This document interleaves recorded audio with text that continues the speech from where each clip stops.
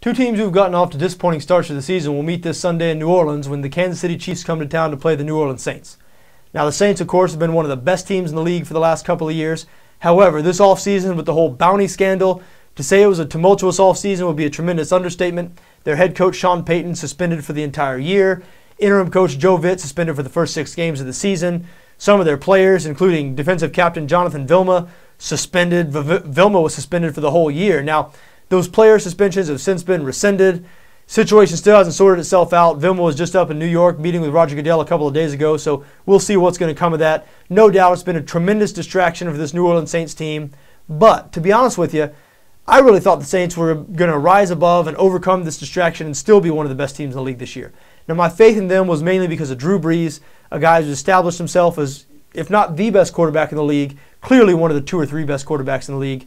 Seems like a coach on the field, has mastered Sean Payton's offense, and because of the way Bray Brees is and the way he plays, I didn't think they'd miss Payton that much this year. Of course, thus far, I've been proven wrong. Saints have lost their first 2 games of the season. Now, I put my money where my mouth is. I didn't go down without a fight. I have backed the Saints, unfortunately, in both these first 2 losses. They got upset by the Washington Redskins at home in Week 1 and then lost a road game to the Carolina Panthers last week.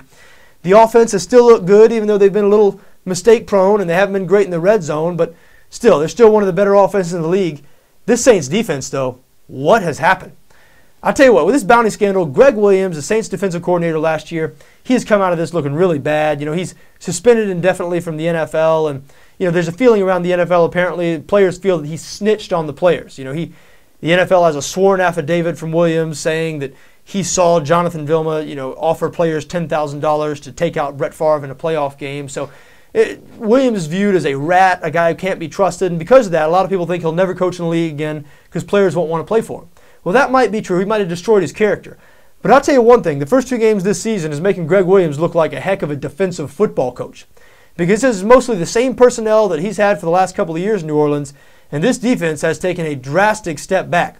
Now, they weren't a great defense the last couple of years, but a playmaking unit, you know, force turnovers and at least be good at times and adequate at least. This defense has been run over these first 2 weeks. The first week, they played a team with a rookie quarterback starting his first career game and let him win NFC Offensive Player of the Week. It's the first time in NFL history that's ever happened to a rookie in his first career game. So, Saints defense historically bad on that day. They looked bad again last week and lost to the Carolina Panthers. Cam Newton and that offense going up and down the field on them. And Kansas City, New Orleans opponent this week, even though the Chiefs they've been as bad as any team in the league through 2 weeks. They've just been blown out in their first 2 games. But their offense has been putting up some yards. A lot of those were garbage time yards in their loss last week to Buffalo. That game was over midway through the 3rd quarter. But still, I believe this Chiefs team 5th in the league in total offense right now through a couple of games. So they can move the ball. Matt Castle, adequate quarterback. Jamal Charles is back from his injury. Is he 100%? That's a little bit of a question. Certainly was dinged up a little last week. Peyton Hillis, though, they brought in the offseason from the Cleveland Browns, has proven to be an adequate replacement. I mean, Hillis has showed that he can carry the load. He can be a Pro Bowl back by himself.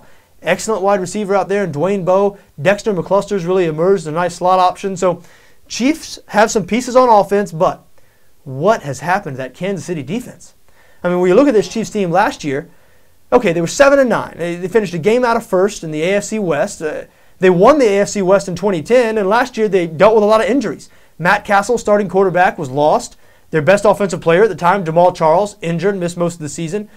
Some people say their best defensive player was Eric Berry. He was lost early in the year. He's back now. So the defense, which was the strength of the team last year, what the Chiefs basically relied on was that defense, kept them in a lot of games. Romeo Crennel, the new coach who took over for Todd Haley when Haley was fired with 3 games left in last season. Crennel led the team to a 2-1 record in the last 3 games. He's still coordinating the defense this year, and he's the head coach. That's a little unusual in the NFL, wearing both hats like that, but that's what Crennel's doing. So how do you explain the Chiefs' play on defense this year? I don't know how you can explain it. 70-plus points allowed in the first 2 weeks. Allowing 40 at home to Atlanta in the first week is bad enough. I mean, allowing 40 in your home opener, if your defense is supposed to be the strength of your team, I mean, if that's not a warning sign. But then going on the road to a Buffalo Bills team that was made to look ordinary by the New York Jets in Week 1, and allowing the Bills just do whatever they want on them. What do you make of this Kansas City defense? Obviously, what can you make of it? They're awful. They've been awful. And they're playing the wrong team this week. If they're trying to stop the bleeding, going into the Superdome and playing the New Orleans Saints, I mean, I hope those scoreboard operators are ready this week. Now, the Saints installed as a 9-point favorite in this game on BETDAQ. Total has not yet been released on BETDAQ. 52.5 the total in Vegas. That's somewhat of a high total, but totally understandable. Both these defenses have been bad. Both these offenses have looked, well, the Saints offense has looked pretty good, even though they've been mistake prone and uncharacteristically bad in the red zone. And the Chiefs offense, they have a pulse. It's not like they're the Jacksonville Jaguars or anything. I mean, this team can gain some yards. They can score some points.